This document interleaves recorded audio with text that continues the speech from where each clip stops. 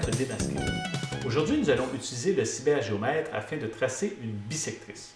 Une bisectrice, évidemment, c'est une droite qui va couper un angle en plein milieu. Donc, si on commence par exemple avec un angle de 60 degrés, les deux angles qui seront formés seront des angles de 30 degrés. Évidemment, on pourrait toujours tenter de tracer à la main une bisectrice. Le seul problème, c'est que si l'on change la mesure de l'angle original, bien, la bisectrice ne fonctionnera plus.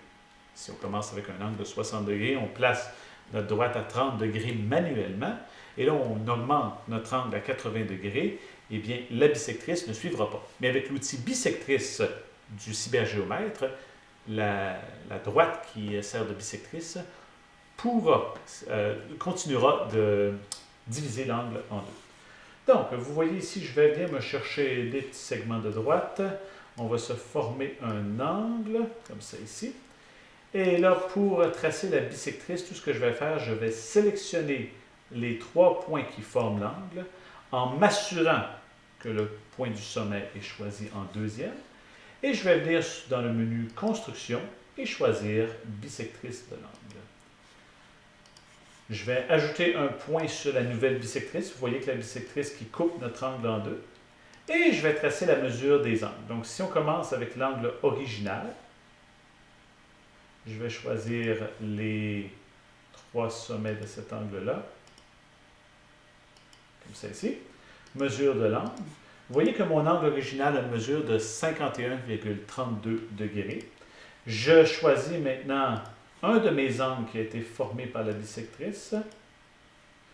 On doit s'assurer de sélectionner seulement les points et non les segments.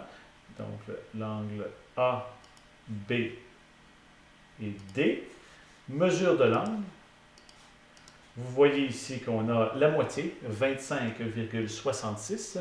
Ensuite, je peux choisir le deuxième angle, l'angle D, B, C. Mesure de l'angle.